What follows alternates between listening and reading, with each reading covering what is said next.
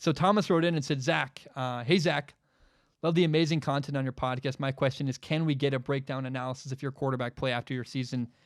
I want to be very clear. No, I'm not doing that. Maybe someday when I graduate and I'm older, but not anytime soon. I don't want to talk about my career. My career is, and my team's film is very private. I don't want to give away our plays and I don't want to break down like what our coverages are and all this stuff. And I don't want to get into it. I like my football career being very private, and you can follow me on Instagram if you want at Zach Schaumler, if you want to see what that's like. And I do share a couple things there, but I like, anonymity a little bit, in my football career. It's my thing. If people want to follow it, that's great. I also don't want to get in trouble with the NCAA. I don't want to make content about myself. So maybe someday in like 10 years, but I have no interest or no plan to make a quarterback breakdown of myself anytime soon. I'm also not a noteworthy quarterback. I might not even play. Like, people don't understand. I might literally be a backup quarterback. I might literally not play at all. And I just, I don't know. I play because it's fun. I don't play for the content or for anything. I play the game because I enjoy it. Jackson wrote in and said, greetings from Dallas, Zach. Said, I enjoy listening to your podcast while I work out. Recent and older, that's cool. I'm glad people listen to my old podcasts. I'm really proud of them. They're my pride and joy.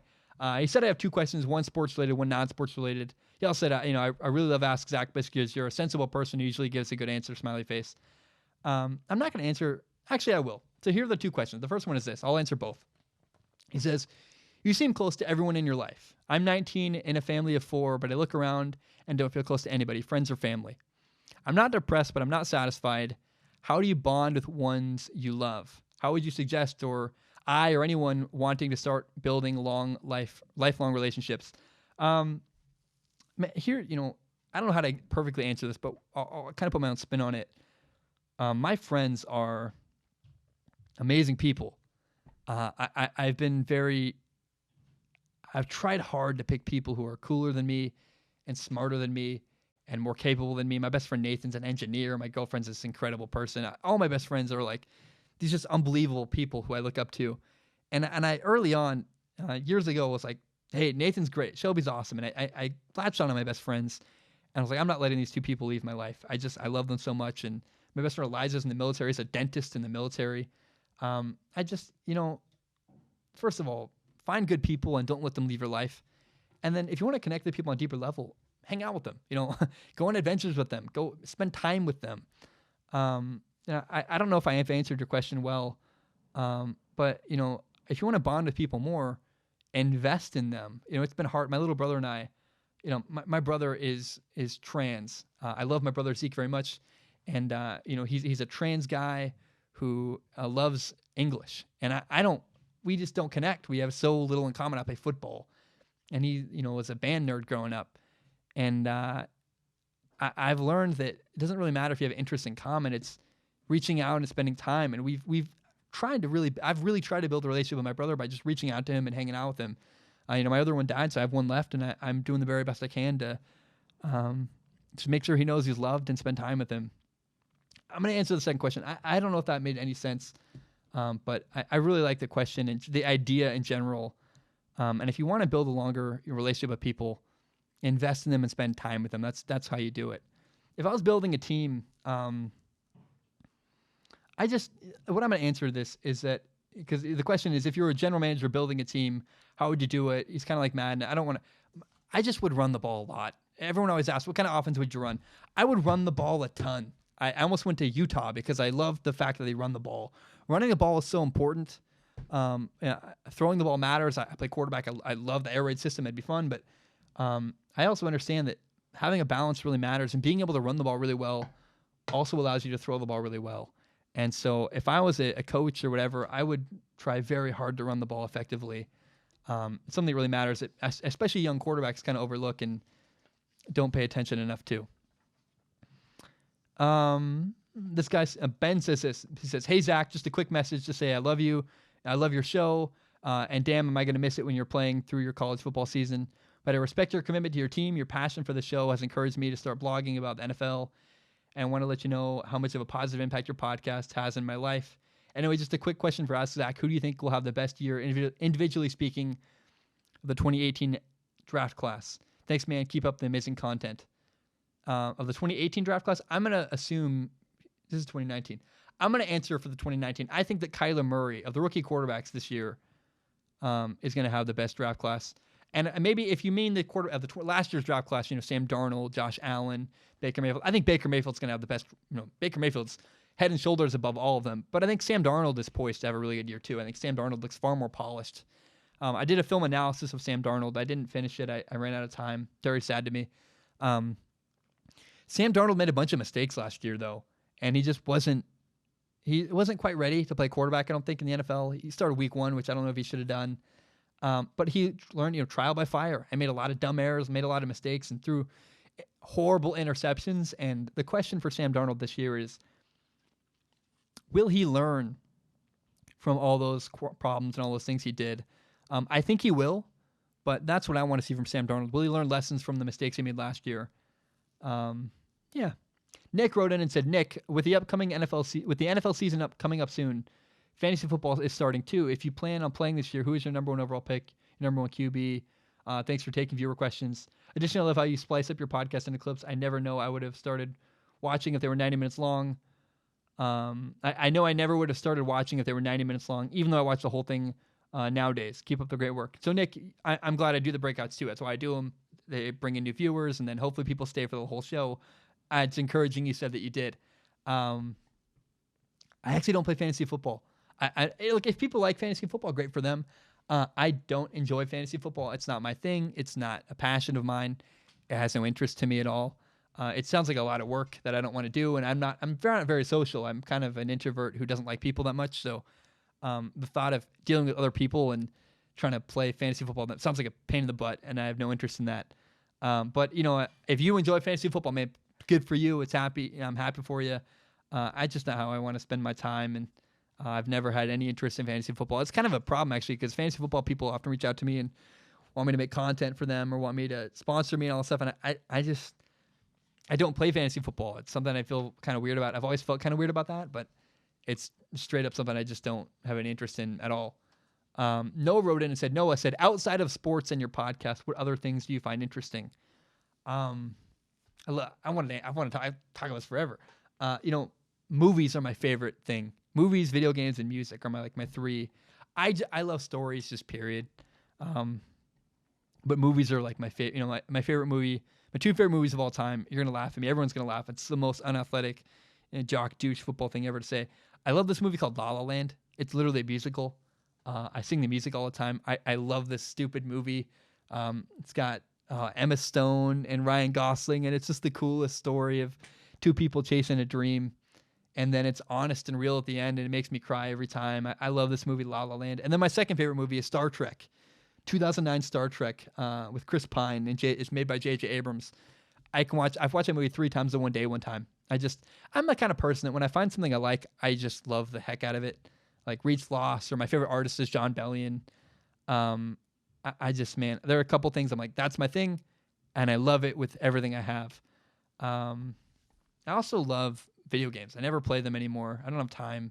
I don't even have time to take care of myself. I feel so overwhelmed all the time with I don't have time for anything. But someday I want to take a vacation and just play like The Witcher 3. Or, I have all these dreams. I have so many video games I bought over the years that I've never touched any of them. Because when I was as a kid, I had a giant list of games. And I wanted to get every game on the list, and I did when I got a job with ESPN. I bought a ton of video games, and I have every game on the list, but I never played any of them, and it's really sad to me. Dominic wrote in a couple. So Jane, Max, and Dominic all asked very similar questions. I wanted to acknowledge them. I'm going to read probably Dominic's, but they're all related to the same thing. Dominic says, "Hey Zach, you're one of my favorite content creators, and I'm so glad I can support you through Patreon. My question is, what is your opinion on the NCAA's rules around players not being able to accept deals and sponsorships from outside companies?" I did a whole podcast about this with a guy who goes to Cal. He's a Division I athlete. He's an expert kind of around the world of should payers be played. It's major. He's getting a master's degree at University of Cal about this. But I don't understand why student athletes can't make sponsorship money. It doesn't make any sense to me. I get don't pay them. They're not employees, whatever. But if a company wants to sponsor a post on your Instagram, they should be allowed to do that, I think, at the very least. And it doesn't make sense to me that they can't. The only thing I can argue is that maybe it's would give people an unfair advantage in recruiting. I honestly have no idea. Very, very just bizarre to me. Jack wrote in and said, and by the way, that the podcast I did with this guy named Andrew Cooper, he came on a podcast. I'm releasing it later, eventually. We talk all about how to pay the players, and it's a better answer there. I probably didn't answer that very well, but yeah, I think they should be paid, period. Well, they should definitely be able to get endorsement money. It makes no sense that they can't. Jack wrote in and said, hey, Zach, question for me. Do you think the Patriots or the Chiefs will be better this season, and why? The Patriots can be better this year because they got better. The Chiefs didn't really improve. They kind of stayed the same. They traded out some players and brought in some players. The Patriots flat out just got better all around. And I kind of can't believe how overpowered the Patriots are. It's like, they got Josh Gordon back. They have two great receivers. I just am so excited to watch the Patriots offense this year. It's going to be a blast, man. I don't know. I am so excited to watch their offense. Alon, I think it's Alon, Alon, I believe. He writes in a lot. I really appreciate him. He's one of my biggest supporters. He wrote in and said, I think Justin Herbert will be the next Johnny Manziel. He's a one-read QB. What do you think of him, Zach? I think you're dead wrong. Justin Herbert, I watched him live last year. I worked for ESPN College Game Day at Washington State University. I was on the sideline for Oregon, Washington State. He's an NFL quarterback, man. Justin Herbert's a really high-level guy. I can't believe he didn't leave last year. He's super accurate. Johnny Manziel didn't have NFL arm strength. He didn't have an NFL ability to throw the football. Justin Herbert works all the way through his reads, gets to a third and fourth progression. He's got great arm strength. He's really accurate. Justin Herbert is not comparable to Johnny Manziel at all. No offense, Alon, but you're kind of really being disrespectful by even bringing that up because they're so far from each other. Not just off the field, but like the way they play football. Justin Herbert's a legitimate quarterback. And Johnny Manziel really wasn't. He was kind of a backyard BS kind of guy. So I think it's kind of an unfair question. Unfair, I don't know. I would not compare him to Johnny Manziel at all. I think Justin Herbert's legitimately a really good quarterback who's going to be a top pick in the NFL draft, and deservedly so. Well, we have one more. I want to do one more. There's so many questions. I just wish I had more time. I just ran out of time. It sucks. It makes me so sad. Yeah. So what we're going to do, I'm going to do one last question from Lawrence. I actually read this question, and it made me cry. I was in bed with my girlfriend, and I read her the question, and I was explaining my answer to her, and it just it got me. It's from Lawrence. Lawrence wrote in and said, "Hi, Zach. Lawrence back again for another question. I always think back to when I was a kid and try to pinpoint the moment I truly fell in love with the game of football. Some fall in love as an adult, some fall in love on the field. For me, I played from the ages 8 to 18 years old, but the moment I just remember was falling in love back in 2001. I was 10. It was my beloved New England Patriots versus John Gruden and the Oakland Raiders. The Tuck Rule game, which was the right call. Sorry, Gruden, in parentheses. Says, but it was a blizzard in Boston that night. I remembered just wondering how anybody could play in such weather. Watching the young, unproven Tom Brady march on the field to get in range for a 45-yard field goal by Adam Vinatieri to win in the snow was what truly got me hooked. So my question is for you, what moment in life was the moment you truly fell in love with the game of football? There's 3 moments, man, that and they all have to do with my little brother. My little brother Zane and I, we played football every day, and I'll get into it in a minute. So first of all, my first image of football with my little brother Zane, who died 3 years ago, was we're in our backyard, and we'd stand on either side of our backyard, and our back to fences facing each other. We're in jeans and full shirts, and it's just muddy and raining. And if you ever watched like a Campbell's commercial where they're playing football in the Campbell's commercials and they're just covered in mud, it was like that. And my brother and I, one of us would hold the football and we'd just run at each other full speed and tackle each other as hard as we could and just get covered in mud. And we do it for hours. And we were like 10 to 12, and we just did that all day, all night, got covered in mud. It was my favorite thing. I loved it. And then we would play catch eventually. And that leads me to my second point, which is my senior year homecoming game. Actually, it's funny. My girlfriend my girlfriend right now that I'm dating was actually she was named homecoming queen at that game. But it was her homecoming game my senior year, and it started pouring rain really, really, really hard. And my brother looked at me, and he goes, "Zach, you're gonna throw a touchdown." And I was like, well, why? What do you mean? Why now? He goes, "Zach, because every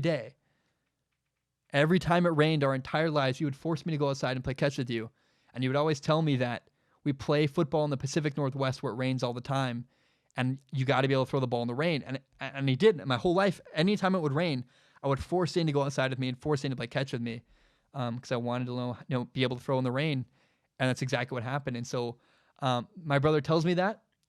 I go in the game, and 2 plays later, I throw a touchdown, a 36-yard touchdown in the pouring rain, like cats and dogs, raining sideways. I threw a touchdown in the rain, and I go to the sideline and I just gave my brother the biggest hug. It was just so fun. I don't know. It was so cool. I don't know. It was awesome. And the third moment is this. For a long time, I fell out of love with the game of football. I really struggled to listen to it and enjoy it. And I dropped out of college and quit football. I was a loser who was mad at football, and I felt rejected, and it didn't deal with all my pain. And I remember one time, when the Seahawks won the Super Bowl, over the Broncos, I fell asleep because I didn't care. And for me, it was watching Tom Brady come back from a Super Bowl. He was down 28-3 at halftime, and coming back to win that game was so cool to me. That's the game it reinvigorated my love of football. I actually made a video about it years ago called like the Falcons. The Falcons didn't choke or something. The Falcons didn't choke. I think that's what it's called.